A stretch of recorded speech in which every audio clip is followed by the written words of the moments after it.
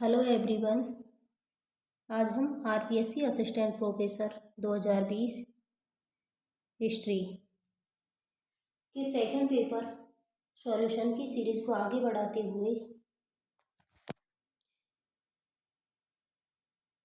Start करते हैं। Question number 6 है, ब्रिटिश भारत की केंद्रीय व्यवस्थापिका में द्विसदनीय व्यवस्था का प्रावधान किस अधिनियम के द्वारा किया गया? ऑप्शन 1 है भारत परिषद अधिनियम 1892। ऑप्शन 2 है भारत परिषद अधिनियम 1858। ऑप्शन 3 है भारत सरकार अधिनियम 1935। ऑप्शन 4 है भारत सरकार अधिनियम 1919। इसका सही आंसर होगा ऑप्शन 4 भारत सरकार अधिनियम 1919। तो भारत सरकार अधिनियम 1919 को दूसरे नाम से भी जाना जाता है। इसका एक और नाम है क्या? मॉन्टेग्यू चेम्सफोर्ड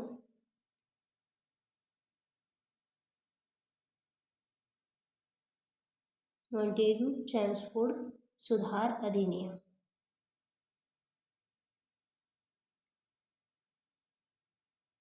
उन्नीस तो इसका दूसरा नाम है मॉन्टेग्यू चेम्सफोर्ड सुधार अधिनियम। जो चेम्सफोर्ड थे वो तत्कालीन वायसराय थे। तत्कालीन भारत के वायसराय कौन थे? चेम्सफोर्ड थे। जबकि मॉन्टेग्यू थे भारत सचिव।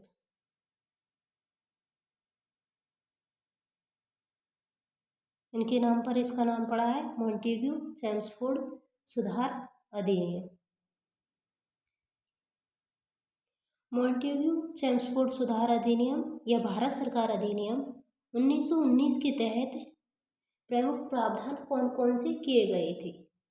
इसमें सबसे पहले किया गया था केंद्रीय व्यवस्थापिका में द्विसदनीय व्यवस्था का प्रावधान। द्विसदनीय व्यवस्था में 2 सदनों का प्रावधान किया गया था। एक था उच्च सदन जिसकी सदस्य संख्या थी 60, जबकि दूसरा था निम्न सदन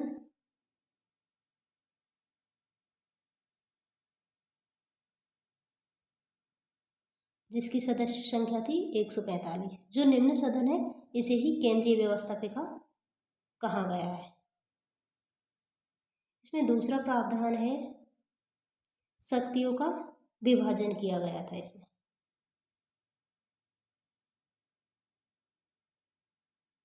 शक्तियों का विभाजन किया गया था केंद्र और प्रांतों के मध्य। किस किस के मध्य? केंद्र व प्रांतों के मध्य शक्तियों का विभाजन किया गया था। तो शक्तियों का विभाजन किस प्रकार किया गया था?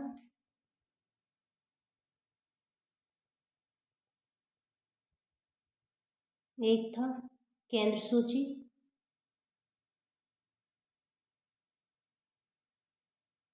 जबकि प्रांतों को दिया गया था, प्रांतों को विषय दिए गए थे प्रांतीय सूची।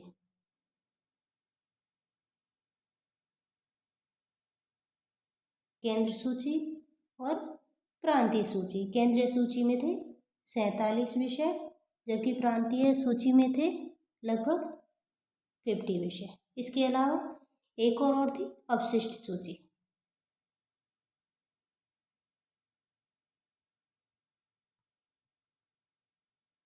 ध्यान रहे इसमें समवर्ती सूची का प्रावधान नहीं था।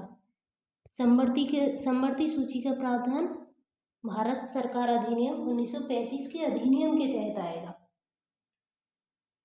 इसके अलावा जो भारत सरकार अधिनियम 1919 था उसमें लोक सेवा आयोग के गठन का प्रस्ताव रखा गया था। लोक सेवा आयोग के गठन का प्रस्ताव रखा था। जिसके लिए आगे चलकर ली आयोग का गठन किया गया था। किसका? ली आयोग का गठन किया गया था। ली आयोग का गठन किया गया था तथा इसकी रिपोर्ट के आधार पर 1 अक्टूबर 1926 को पहली बार लोक सेवा आयोग का गठन किया गया था और जिसके अध्यक्ष थे ली वारकर। पहली बार लोक सेवा आयोग का गठन किया गया है 1 अक्टूबर 1926 और इसके अध्यक्ष थे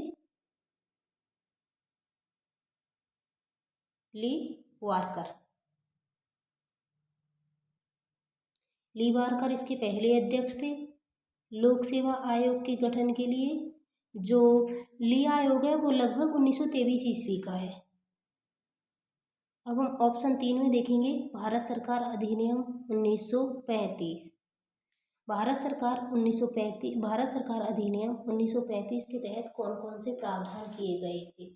तो इसके तहत सबसे पहले तो ये प्रावधान किया गया था कि भारतीय महासंघ का गठन किया जाएगा। भारतीय महासंघ का गठन, जिसमें कौन कौन शामिल होंगे। देशी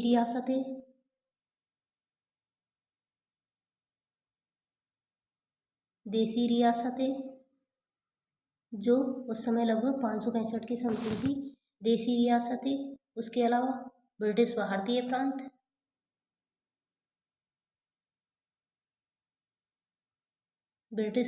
प्रांत, और चीफ कमिश्नर एरिया। तो पहला प्रावधान था भारतीय महासंघ का गठन। उसके अलावा इसमें एक प्रावधान था केंद्र में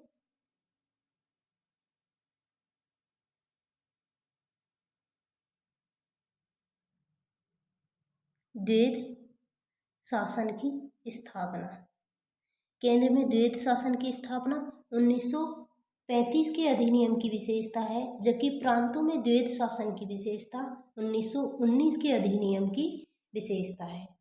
और जो 1919 में प्रांतों में द्वैध शासन अपनाया गया, जो प्रांतों में द्वैध शासन की व्यवस्था की गई थी, उसे 1935 के अधिनियम के तहत समाप्त कर दिया गया था। समाप्त कर प्रांतीय स्वायत्तता दी गई।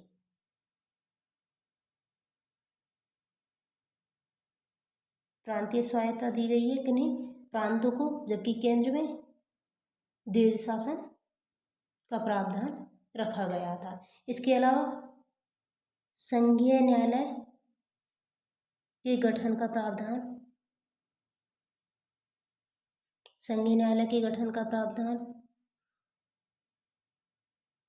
और जो 1935 के अधिनियम है, इसके तहत जो शक्तियों का विभाजन किया गया था, जिसमें केंद्र सूची,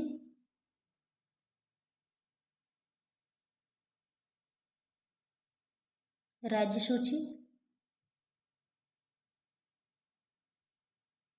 समवर्ती सूची और इसके अलावा अवशिष्ट विषय जो कि वायसराय के पास थे। यानी कि वर्तमान में जो सूचियों का विभाजन है वो 1935 के अधिनियम में इनका प्रावधान रखा गया था। इसके अलावा बर्मा को भारत से अलग कर देश बनाया गया। सिंध को बम्बई से अलग कर नया प्रांत बनाया गया और इसके अलावा उड़ीसा को भी अलग प्रांत या राज्य का दर्जा दिया गया था। यह है भारत सरकार अधिनियम 1935। ऑप्शन 1 में भारत परिषद अधिनियम 1892। तो भारत परिषद अधिनियम 1892 के तहत मुख्य प्रावधान था कि भारत परिषद अधिनियम 1892 के तहत बजट पर प्रश्न पूछने का अधिकार दिया गया।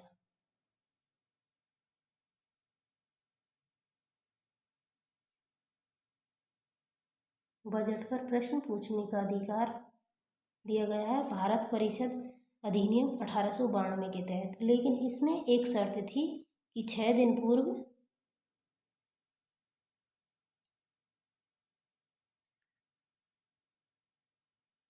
नोटिस देकर ही बजट पर प्रश्न पूछ सकते हैं।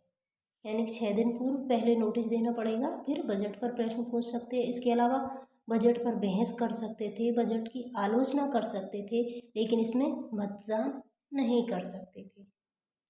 और जो बजट पर प्रश्न पूछ सकते थे, लेकिन पूरक पूरक प्रश्न पूछने की यहाँ पर व्यवस्था नहीं थी। पूरक प्रश्न की व्यवस्था नहीं थी।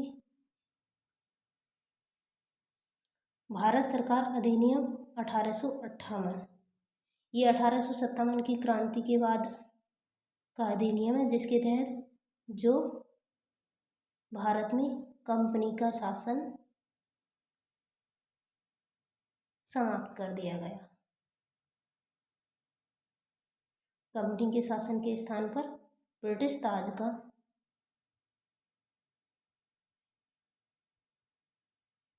शासन भारत में प्रारंभ किया गया था। क्वेश्चन नंबर 6 पूरा हो गया। अब हम आगे देखेंगे क्वेश्चन नंबर 7। राष्ट्रीय आंदोलन की निम्नलिखित घटनाओं को कालक्रमानुसार व्यवस्थित करिए तथा नीचे दिए गए कूट की सहायता से सही विकल्प चुनिए। ऑप्शन ए है कम्युनल अवार्ड, ऑप्शन बी है अगस्त ऑफर, ऑप्शन सी है मुक्ति दिवस, ऑप्शन डी है गांधी और जिन्ना वार्ता।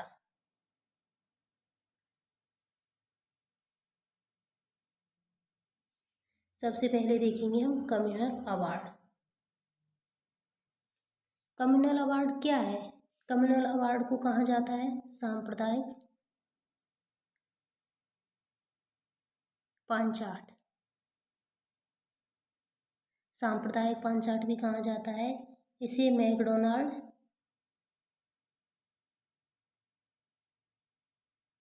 प्रस्ताव भी कहा जाता है। जो कम्युनल अवार्ड है उसके दो नाम और है, सांप्रदायिक पांचाट अथवा मैकडोनाल्ड प्रस्ताव। मैकडोनाल्ड प्रस्ताव क्यों कहते हैं इसे? क्योंकि तत्कालीन ब्रिटिश पीएम ने इसे जारी किया था। जो कम्युनल अवार्ड था वो जारी हुआ है 16 अगस्त 1932 को। 16 अगस्त 1932 को जारी किया गया है कम्युनल अवार्ड। कम्युनल अवार्ड जारी करने का कारण क्या था? द्वितीय गोलमेज सम्मेलन की असफलता। जो कम्युनल अवार्ड जारी करने का कारण था द्वितीय गोलमेज सम्मेलन की असफलता। जो द्वितीय गोलमेज सम्मेलन था जिसमें कांग्रेस ने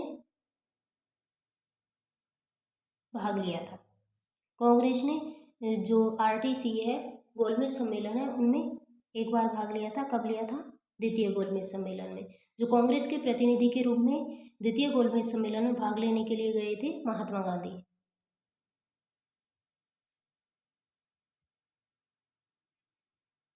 महात्मा गांधी द्वितीय गोलमेज सम्मेलन में भाग लेने के लिए गए थे कांग्रेस की ओर से। तो महात्मा गांधी द्वितीय गोलमेज सम्मेलन में भाग क्यों लिया? क्योंकि इससे पहले 5 मार्च 1931 को गांधी इरविन समझौता हो चुका था। गांधी इरविन समझौता हो चुका था। ओके,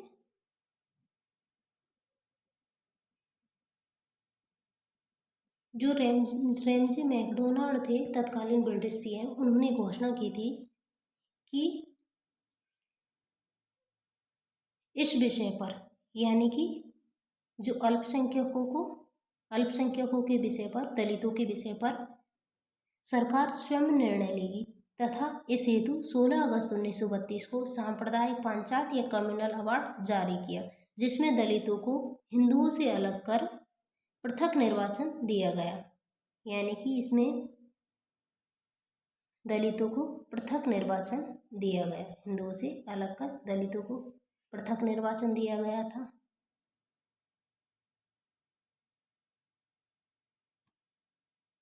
इसके अलावा मुस्लिम, यूरोपियन, एंग्लो इंडियन, को जनसंख्या से अधिक प्रतिनिधित्व दिया गया था।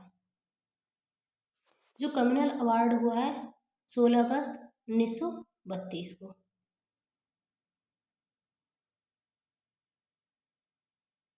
इस समय गांधी जी थे यरवदा जेल,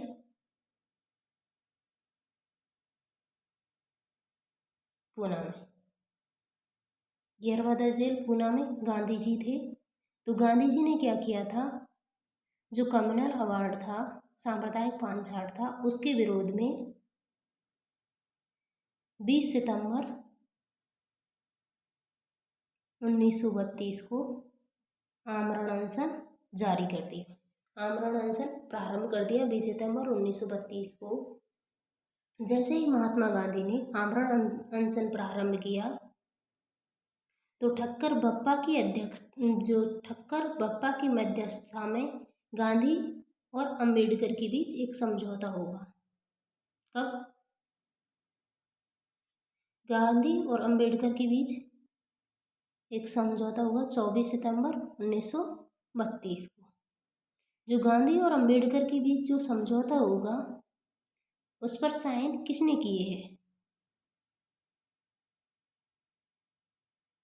गांधी और अंबेडकर के बीच जो समझौता होगा उसको कहते हैं हम पूना पैक्ट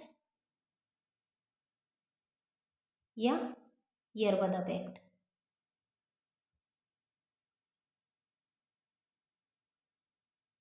तो इस पैक्ट पर साइन हुए हैं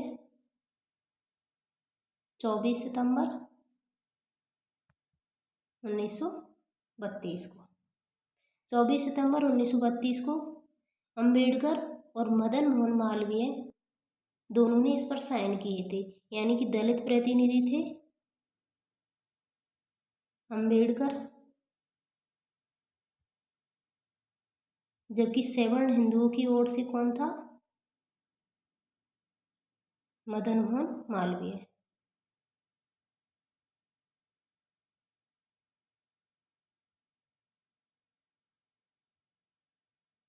मदन मोहन मालवीय ने पार्टिसिपेट किया है सवर्ण हिंदुओं की ओर से, जबकि दलित प्रतिनिधि कौन था? अंबेडकर। इन दोनों ने पूना पैक्ट पर हस्ताक्षर किए। कब? 24 सितंबर 1932 को। और गांधी जी ने इसको समर्थन दिया है। गांधी जी ने इसे समर्थन दिया है। ध्यान रहे इस पर गांधी जी के हस्ताक्षर नहीं थे। इस पर हस्ताक्षर थे मदन मोहन मालवीय और अंबेडकर। इसके अलावा लगभग 32 प्रतिनिधियों के भी हस्ताक्षर थे, लेकिन गांधी जी के इस पर हस्ताक्षर नहीं थे। जो समझौता हुआ है इसको सरकार द्वारा, यानी कि ब्रिटिश सरकार द्वारा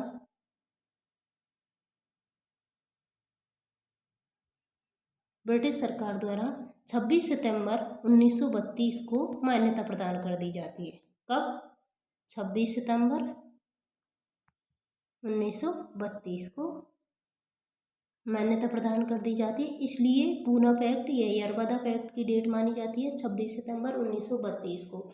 जैसे ही 26 सितंबर 1932 को पूना पैक्ट या यरवदा पैक्ट को ब्रिटिश सरकार द्वारा मान्यता प्रदान की जाती है, इसके साथ ही ब्रिटिश पांचाट या कम्युनल अवार्ड या रैमजे मैकडोनाल्ड अवार्ड निष्प्रभावी हो जाता है। ओके, नेक्स्ट है अगस्त ऑफर। अगस्त ऑफर क्या है? 1940 के समथिंग इंडियन नेशनल कांग्रेस का रामगढ़ अधिवेशन होता है।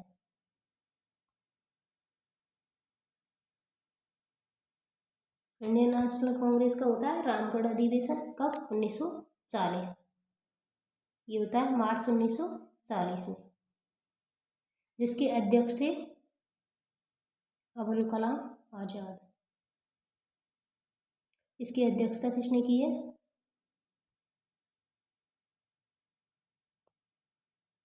अबुल कलाम आजाद ने।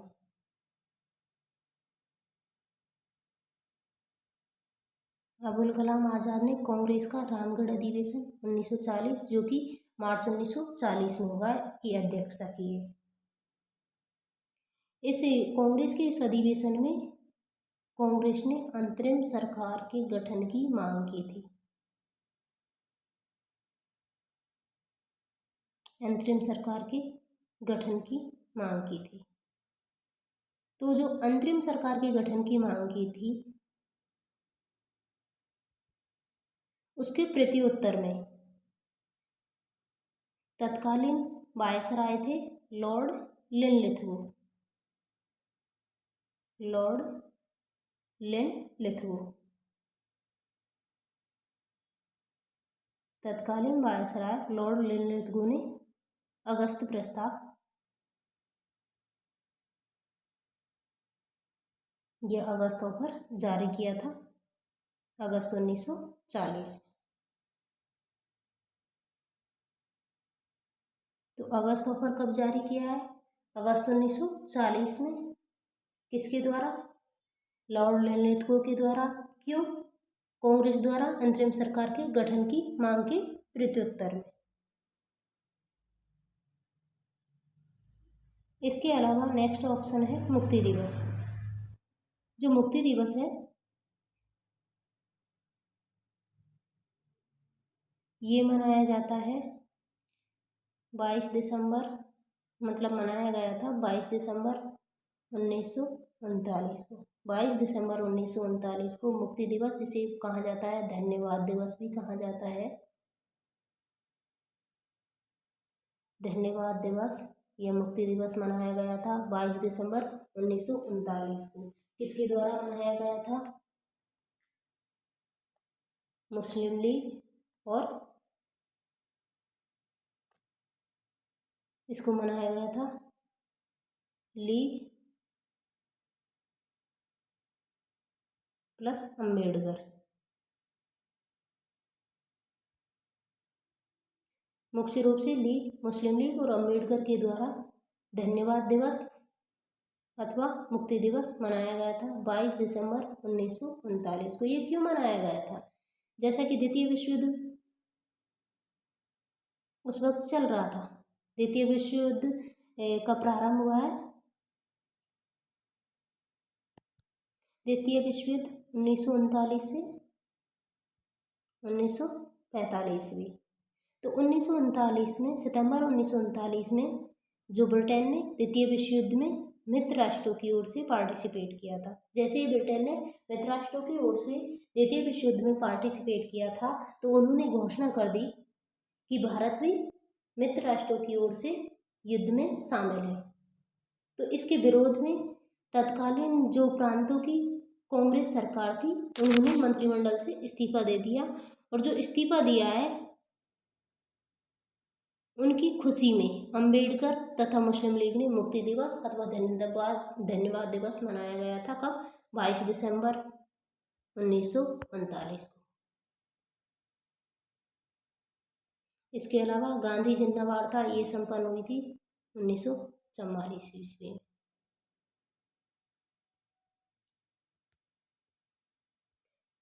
तो हम इसका सही आंसर देखेंगे। इसका सही आंसर है कम्युनल अवार्ड 1932 में है, अगस्त ऑफर 1940 में है, मुक्ति दिवस 1939 में है और गांधी जिन्ना वार्ता है 1944 में। तो 1, 2, 3 और 4, यानी कि A, C, B और D।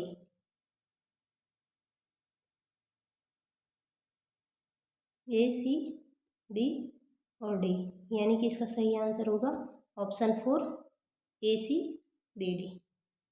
ओके, नेक्स्ट क्वेश्चन है, निम्नलिखित किसान आंदोलनों को कालक्रमानुसार व्यवस्थित करिए तथा नीचे दिए गए कोड की सहायता से सही विकल्प चुनिए।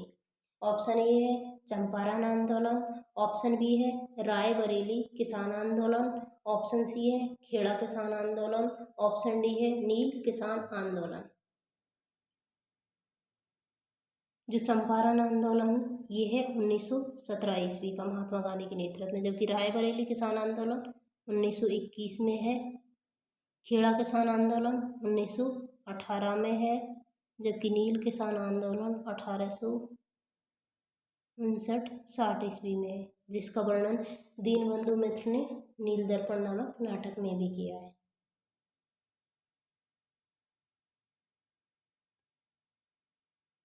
इस प्रकार इसका सही आंसर हो जाएगा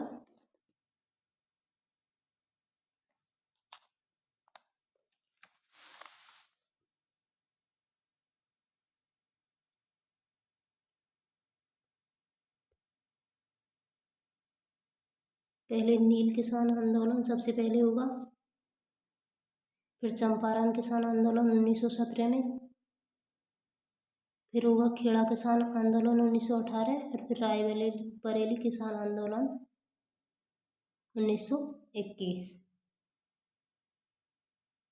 तो इसका सही आंसर होगा ऑप्शन 3 DACB। ओके। जो चंपारण किसान आंदोलन है वो महात्मा गांधी के नेतृत्व में, यानी कि महात्मा गांधी के आरंभिक आंदोलनों की सूची में आता है। आरंभिक आंदोलन है गांधी जी के, एक है चंपारण, उसके अलावा अहमदाबाद मिल मजदूर आंदोलन, चंपारण किसान आंदोलन, अहमदाबाद मिल मजदूर आंदोलन और खेड़ा किसान आंदोलन। तो चंपारण आंदोलन है वो गांधी जी का भारत में प्रथम सत्याग्रह का प्रयोग है। गांधी जी द्वारा भारत में सत्याग्रह का प्रथम प्रयोग माना जाता है चंपारण किसान आंदोलन से।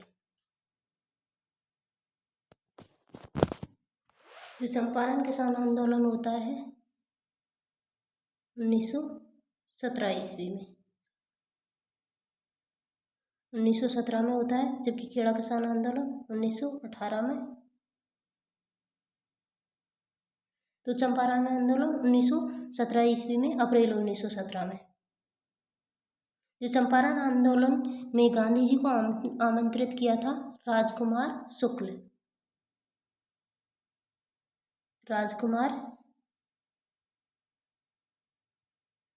शुक्ल नामक एक किसान ने आमंत्रित किया था गांधी जी को। कहाँ पर? चंपारण वर्तमान में कहाँ पड़ता है? बिहार में। जो चंपारण आंदोलन था वो किस कारण से हो रहा था?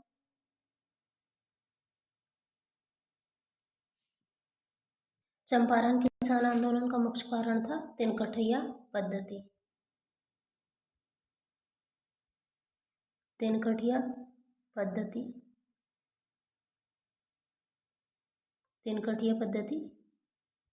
इसका कारण था।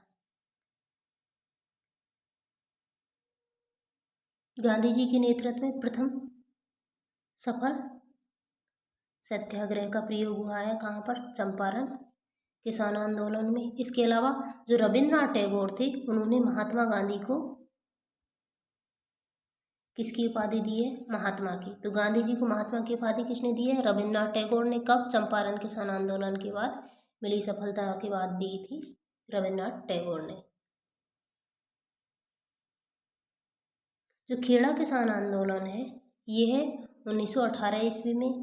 खेड़ा कहाँ पर पड़ता है? गुजरात में।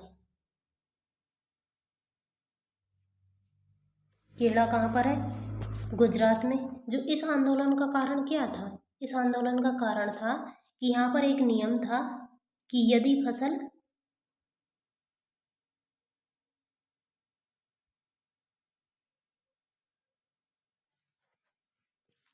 फसल का उत्पादन 25% से कम होगा तो लगान वसूली नहीं की जाएगी। यानी कि यदि फसल का उत्पादन किसी कारण से 25% से भी कम होगा तो लगान वसूली नहीं की जाएगी। तो जो इस समय क्या था, खेड़ा में अकाल, प्लेग महामारी तथा प्रथम विश्व युद्ध के कारण बढ़ी हुई महंगाई के कारण जो किसान लगान नहीं दे पा रहे थे, यानी कि फसल बर्बाद हो चुकी थी। और प्रथम विश्व युद्ध के कारण महंगाई पीक पर थी। लेकिन जो नियम था कि 25% से फसल उत्पादन कम होने पर लगान वसूल नहीं किया जाएगा, लेकिन इसके बावजूद भी सरकार किसानों से लगान वसूल रही थी। क्यों? क्योंकि अधिकारियों ने गलत रिपोर्ट दी थी कि इनका उत्पादन 25% से ज़्यादा हो रहा है। तो इसके विरोध में सर्वप्रथम कापड़गंज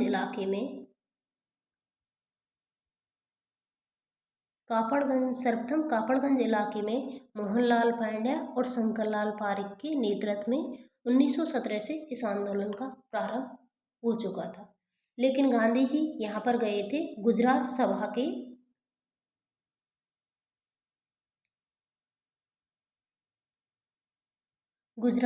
के आमंत्रण पर। गांधी जी कहाँ पर गए हैं? खेड़ा किसान आंदोलन में। तो जो चंपारण किसान आंदोलन में गांधी जी को आमंत्रित किसने किया है? राजकुमार शुक्ल ने। जबकि खेड़ा किसान आंदोलन में गांधी जी को आमंत्रित किया है गुजरात सभा ने। गांधी जी गए हैं यहाँ पर मार्च 1918 में। यानी कि खेड़ा किसान आंदोलन का नेतृत्व गांधी जी के द्वारा कब किया जाता है? मार्च 1918 से। गांधी जी के आह्वान पर पहले सत्याग्रही बने थे यहाँ पर मोहनलाल पांड्या। गांधी जी के आह्वान पर मोहनलाल पांड्या ने क्या किया था? बिना लगान दिए अपनी फसल काट ली थी। तो इस प्रकार से गांधी जी के द्वारा पहली बार सभी ने अवज्ञा का सफल प्रयोग किया गया था खेड़ा किसान आंदोलन में। जबकि पहली बार सफल सत्याग्रह का प्रयोग किया गया था चंपारण किसान आंदोलन में। जो आंदोलन को बढ़ते देख सरकार ने आदेश जारी किया कि जो समर्थ है वो लगान दे और जो असमर्थ है उनका लगान माफ कर दिया गया है। ओके। इसके अलावा जो नील किसान आंदोलन है ये हुआ है 1859-60 में। 1859-60 ईस्वी में कहाँ पर हुआ है? बंगाल में। बंगाल के नदिया जिले के गोविंदपुर गांव में हुआ है। कौन सा आंदोलन? नील किसान आंदोलन। इसका नेतृत्व किया था दिगंबर विश्वास और विष्णु विश्वास।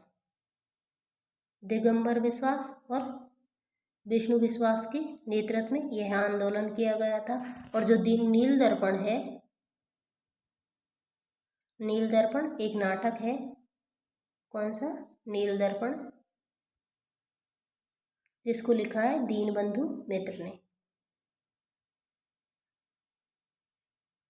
दीनबंधु मित्र का प्रसिद्ध नाटक है नील दर्पण। इसमें इस नील किसान आंदोलन का वर्णन मिलता है।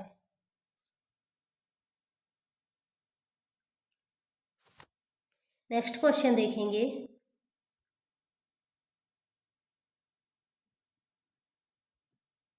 निम्नलिखित में से कौन डिप्रेस्ड क्लासेज एसोसिएशन का संस्थापक था? डिप्रेस्ड क्लासेज एसोसिएशन का संस्थापक कौन था? ऑप्शन 1 भीमराव अंबेडकर, ऑप्शन 2 नारायण गुरु, ऑप्शन 3 ज्योतिबा फुले, ऑप्शन 4 रामास्वामी नायकर। तो इसका सही उत्तर होगा option 1 Bhimrao Ambedkar.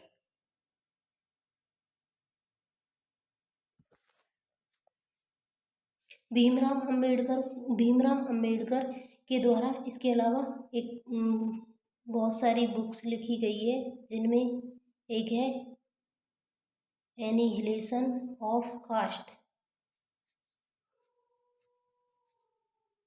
Annihilation of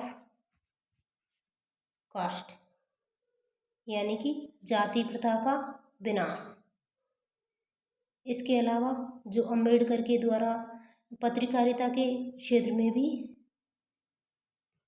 कई संपादन कार्य की है, जैसे कि मूक नायक, बहिष्कृत भारत, जनता, समता, प्रबुद्ध भारत पत्रिकाएं भी अम्बेडकर के नेतृत्व में प्रकाशित की गई है। अम्बेडकर को 1990 में भारत रत्न से सम्मानित किया गया था। 1990 में भारत रत्न से सम्मानित किया गया था अम्बेडकर जी को। इसके अलावा प्रतिवर्ष संविधान जो अम्बेडकर जी के सम्मान में प्रतिवर्ष संविधान दिवस मनाया जाता है। संविधान दिवस मनाया जाता है 26 नवंबर को। 26 नवंबर को संविधान दिवस मनाया जाता है। जो संविधान दिवस पहली बार कब मनाया गया था? 26 नवंबर 2015 को। जो अम्बेडकर जी थे वो प्रारूप समिति के अध्यक्ष बने थे। प्रारूप समिति का गठन हुआ है 29 अगस्त 1947 ईस्वी को।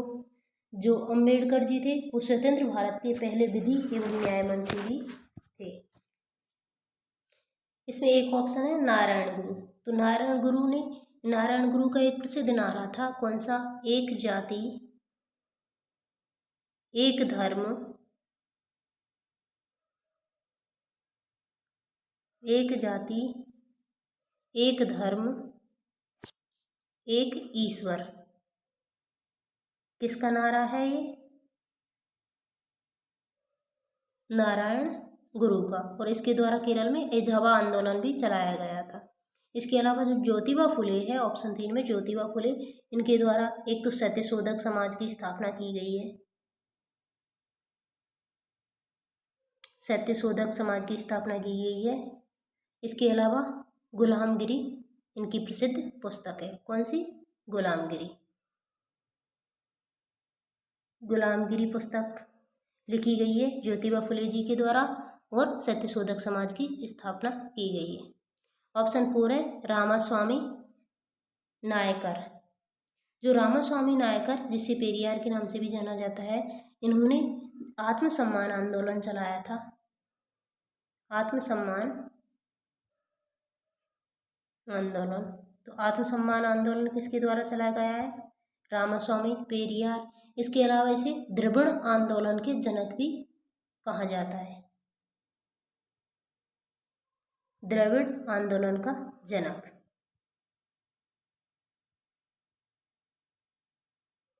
इसे कहते हैं रामास्वामी नायकर। ये हुआ है क्वेश्चन नंबर 9। नेक्स्ट क्वेश्चन है, निम्नांकित में से किसने भारत छोड़ो आंदोलन में सक्रिय रूप से भाग नहीं लिया? ऑप्शन 1 है अरुणा आसाफली, ऑप्शन 2 है सुचेता कृपलानी, ऑप्शन 3 है बेगम रोएका, ऑप्शन 4 है उषा मेहता।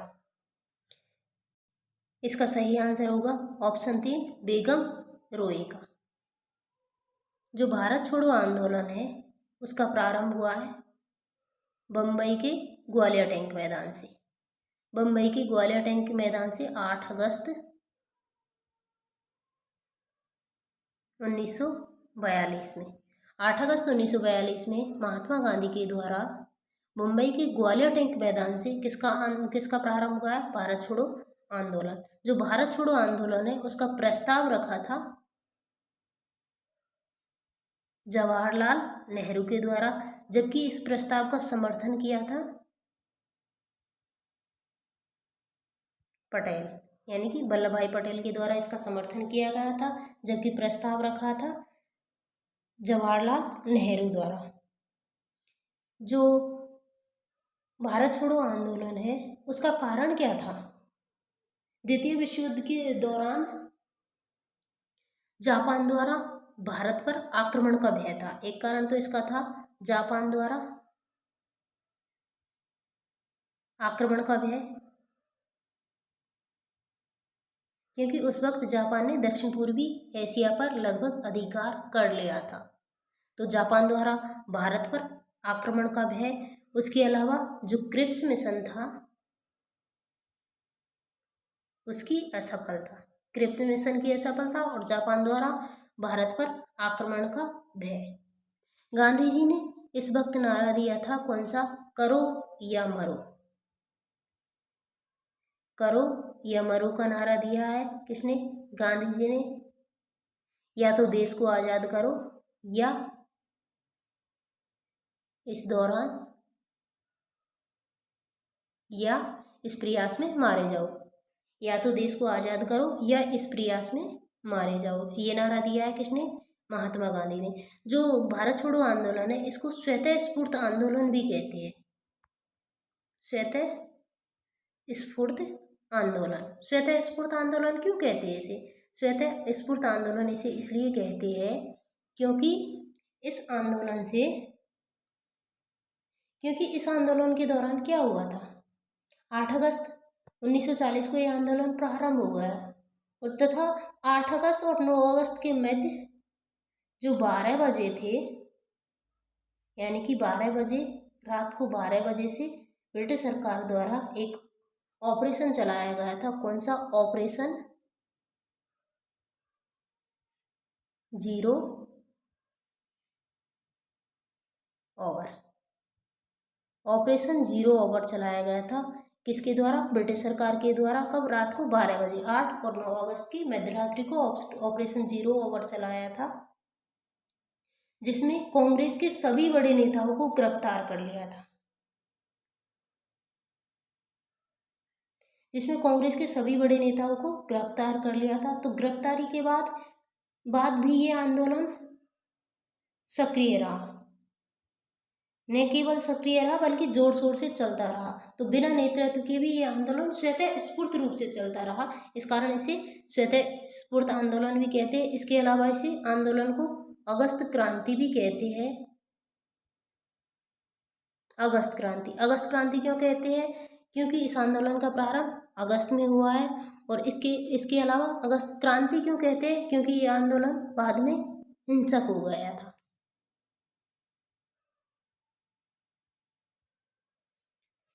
जैसे इस बारे में लुई फिशर का कथन प्रसिद्ध है, जैसे कि जैसे ही गांधी जी जेल के दरवाजे के अंदर गए, वैसे ही हिंसा की धारा बाहर आ गई। यानी कि जैसे गांधी जी को ब्रिटिश सरकार ने जेल के अंदर भेजा, उसके तुरंत बाद ही हिंसा होनी प्रारंभ हो गई थी। इस दौरान कई समांतर सरकारों का गठन किया गया था।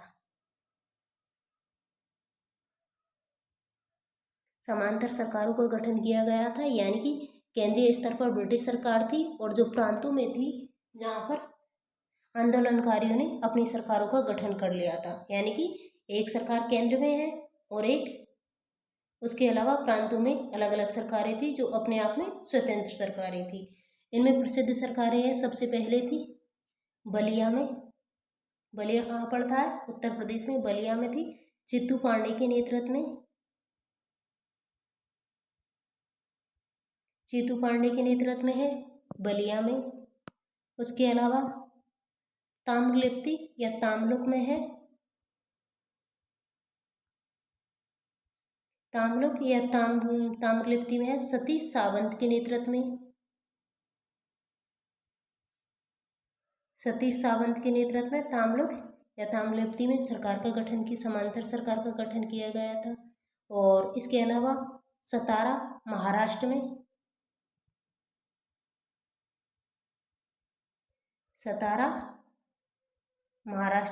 वाईबी चौहान के